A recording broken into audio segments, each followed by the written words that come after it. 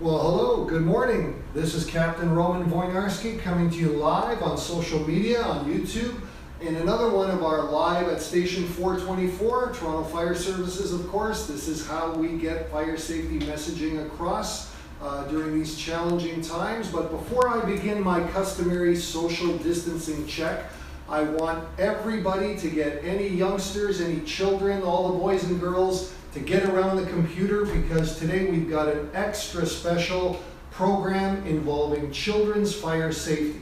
My two colleagues, Tiziana and Marilee, are here to talk about children's fire safety, and I think you're really going to enjoy it because the kids are going to learn a lot about fire safety. Things that we should all know about, but of course children need to learn these things at the earliest age possible. So, while you're doing that, I'll be checking to make sure that I've got the proper distance, which I have, and of course we want to make sure we've got the proper distance from you at home.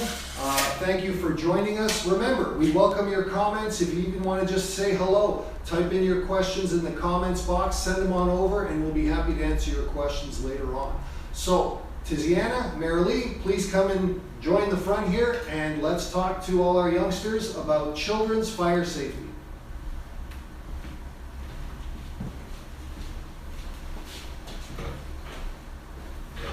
Thank you so much, Roman. Hello, everyone. My name is Tiziana. My name is Marilee, and we'll talk about children's fire safety today and have a lot of fun doing it. Exactly. So I thought we would start off by talking about hot things and cold things. What do you think, Marilee? Wonderful. I think that's a great idea. Good idea? Okay, I've got here a kettle. I've got here a coffee maker. Okay. These are things that we find in our kitchens, right? As parents, we want to have our coffee in the morning or a cup of tea. So what should children do around these things? So I think that coffee maker and kettle can get very hot. So kids, it's a very good idea to not touch and stay away from these things. What about this candle, Tiziana? What do you think about that? Oh, the candle. I think the candle, it's okay if it's not lit, but once that candle gets lit, you want to stay away. The children should stay away from the candle, at least 1 foot away from that candle, or even further away from the candle, because if they knock over the table, kids, don't go too close to the table, right? There's the candle there. I have a question, Marilee. What about this? Oh, that looks like that's a pen or a pencil, Tiziana. That Yeah. looks like that is cool, not hot, and okay to use. It's okay to use. Exactly. Exactly. What about this pot, Tiziana? What do you think about that? Oh, the pot. Okay, the pot goes on the stove. So kids, we want you to stay away from the stove when the pot is on the stove or the stove is turned on. So you want to stay at least 3 feet away from the stove, right? Don't go anywhere near that stove at all. Right? Exactly. So guess what, kids? You can help your parents make a 3-foot zone around the stove, the barbecue, or the fireplace, and you can use your favorite duct tape with your favorite pattern. So that's one of your new projects to do today. That's an excellent idea, Marilee. We've got back there toaster oven and a toaster. Toaster oven and a toaster. What do you think about those, Tiziana? Are they hot or not hot or cool? I think they're pretty hot. I think they're hot. You Yes. want to stay away, especially if you start using the toaster oven or the toaster itself. You have to be very, very careful. Exactly. I've got these. Oh, that looks Marilee? like that's a game with a piece of wood. It's game with wood. Yeah. I think that would be not hot, and that would be okay to play with. What do we have here, Tiziana? Oh my goodness, there's Mr. Penguin. Excellent. Beautiful. The kids are going to love playing with Mr. Penguin. You can play with it. It's nice. It's cold. It's not hot at all. Excellent. I think Mr. Exactly. Penguin's Not great. hot and okay to play with. Okay. Okay, what is our next thing? This special. That's right. Our next thing we want to talk about is our lighters and our matches. So I keep mine in a special box. Yes, these were in a special box, and I've taken them out before. So here I've got a little lighter. This is also another lighter. It's Different? a different lighter. It's bigger, but they're just as dangerous as any lighter. And here I have what we call a book of matches. And this is a box of matches. And Marilee's got the So box do you of think matches. these are things that we should never ever touch, Tiziana? No, these are not things to play with. These are not toys. I actually have 2 rules about lighters and matches. What is the first rule, Rule Tiziana? number 1 is don't touch. Very simple, don't touch. And what is our second rule, Our Tiziana? second rule is go tell a grown-up. Should we wait until the next day, or should we do it right away? No, don't wait. You go right away. You see the matches and lighters lying around. Don't touch. Rule number 1. Tell a grown-up. Rule number 2. Perfect. So remember that, kids. Never ever touch. Get up, walk away, and tell a grown-up right away. Exactly. So now I thought maybe we would talk about our smoke alarms. Right? What do you think, Mary?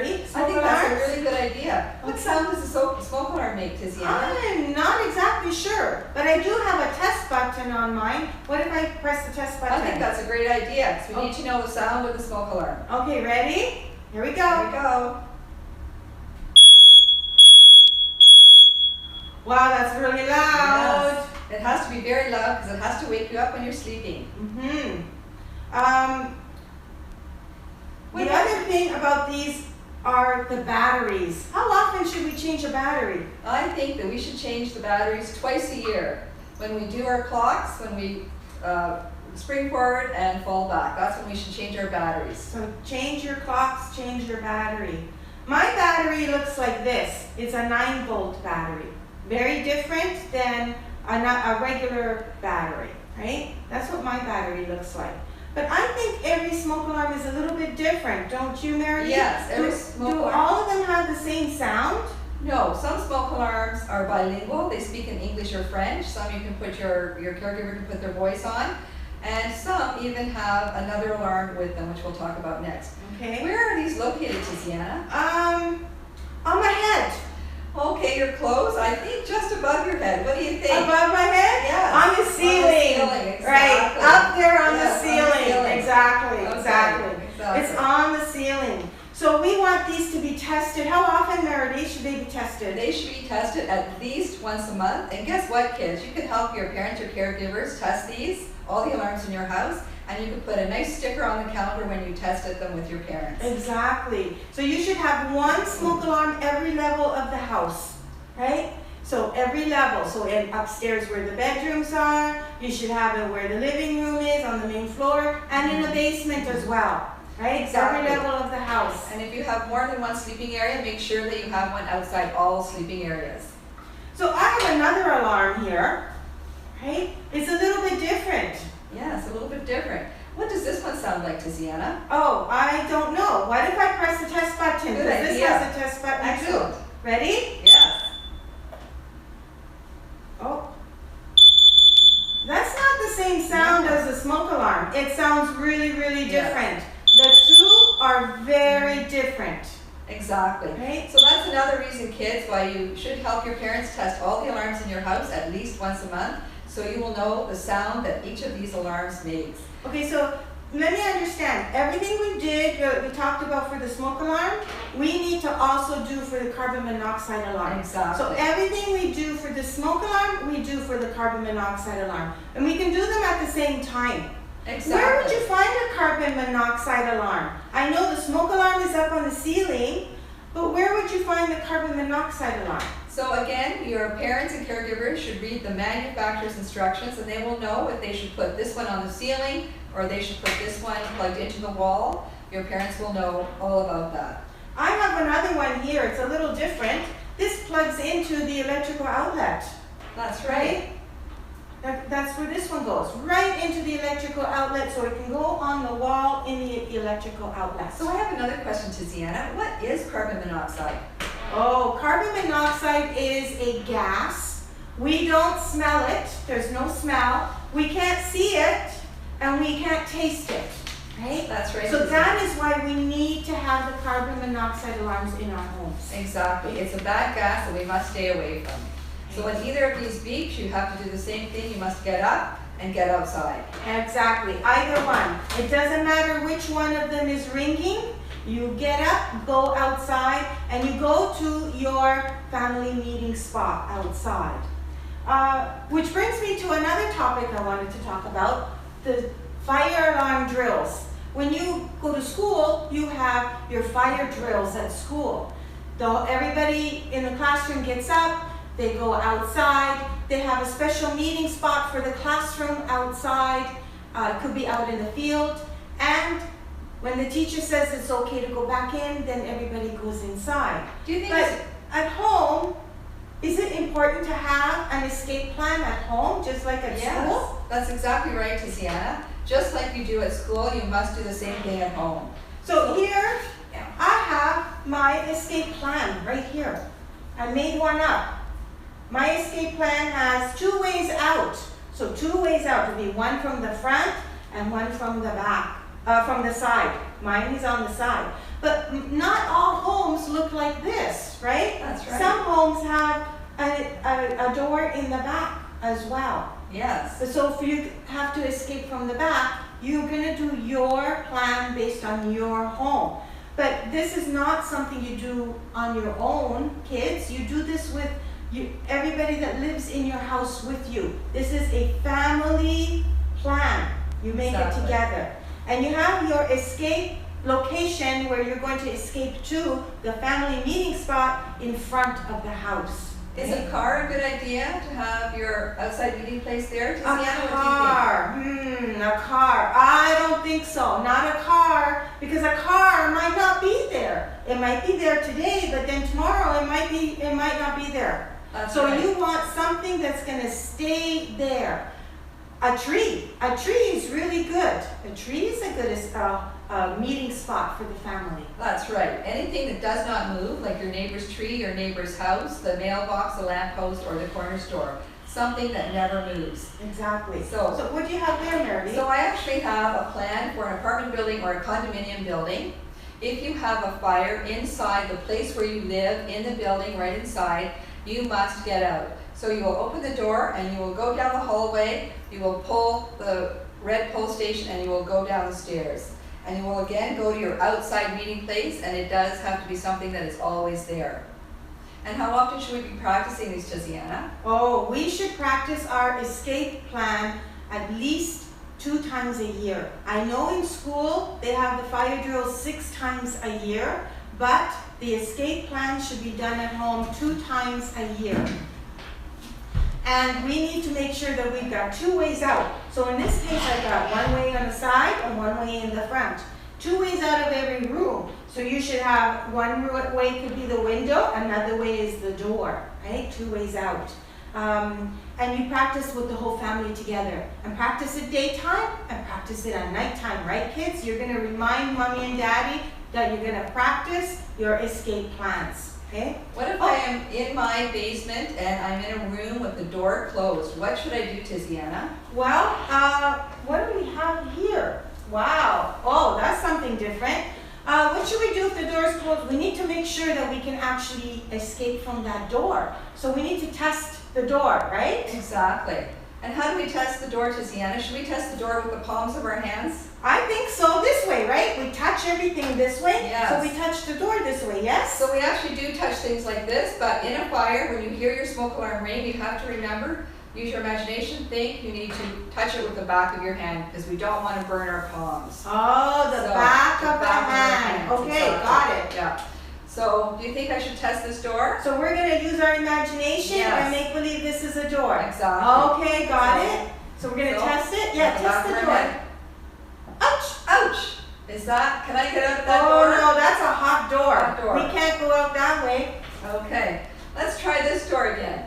Okay. Oh, What's that that? feels okay. That is not hot and it is okay to open. So we can get out to our second way out. But Marilee, what about the doorknob? The doorknob. How do we touch the doorknob? Yes. Because we're gonna make sure, sometimes the doorknobs are made out of steel and they get hot too. Yes, they do. The doorknobs can get very hot. So again, kids, we test them with the back of our hand. And that Yeah. one is cool. All right, Exactly. So it's excellent, safe to get out. excellent. And please, if anybody has any questions, please send in your questions. We're gonna answer questions at the end. Okay, so now we get outside and we're at our meeting spot and now we need to dial that emergency number. What is that emergency number, Tiziana? Do you know the emergency number? I'm not exactly sure, but I think I know. How about 1, 2, 3? not the number. Why don't we try again? That's not the number? No, let's try again. All right. How about 199? I know there's a 9 in that Yes, you're close. Let's try to rearrange our number. numbers. Rearrange the numbers. Okay, Yes. we're going to rearrange these numbers. How about 119? Oh, you're getting closer. What about if we put the 9 at the front of the ones? The 9 at the front. Okay. What about, I got it, 911, right? Yes, that's right. That is the emergency number that you call only in an emergency. If my brother bites me or if I have a fight with my parents, is that an emergency? No, that's not an emergency. No, it's not. What would be But an I want emergency? to ask a question. What do we who are we calling when we're calling 911? I know it's the emergency number, but who are we speaking with? So we're going to be connected to an operator, and the operator will ask us, what is your emergency or what is the problem? And they will say police, fire, ambulance. So if someone has fallen and can't get up, is that an emergency? No, that's not an emergency. But I think that if somebody fell down and they got hurt, Yes. and they really got really hurt and they couldn't get up at all, then I think that's That's an emergency, yes. And so you would ask the operator to please send the ambulance. If there's a fire in your house, they would send the fire truck. If someone is trying to break into your house, you would ask for the police to come. And what else will they ask us, Tiziana? What other information will they ask us? They would ask us if our name, what is the emergency, and our address. That's right. That's what they're gonna ask. And also, kids, the operator will tell you to please stay on the phone until the fire, police, or ambulance come. So be prepared to stay on the phone. Exactly, exactly. Now, Marilee, what should we do if our clothes catch on fire?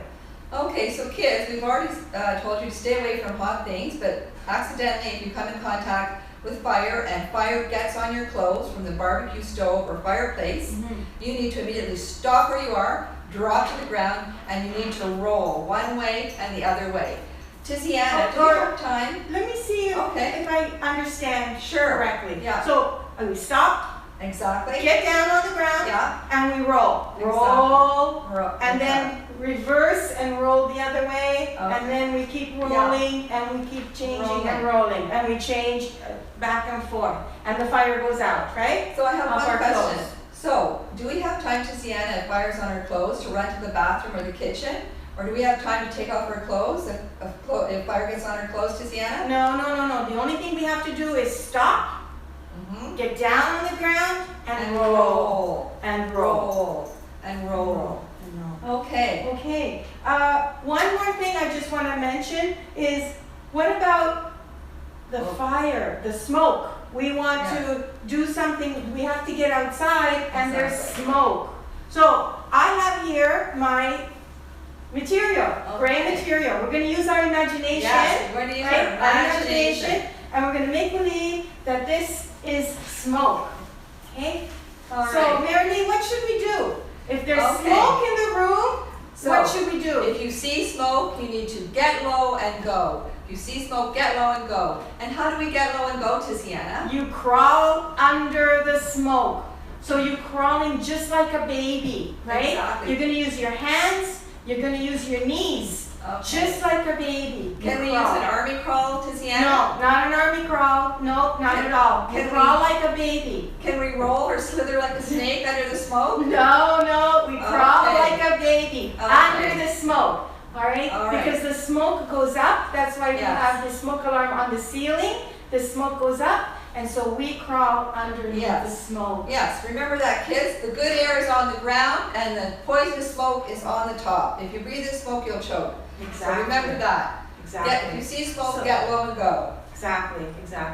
So thank you so much for joining us, boys and girls. Thank you. And I had a great time. How about you? I had a great time, kids, and I hope you did too.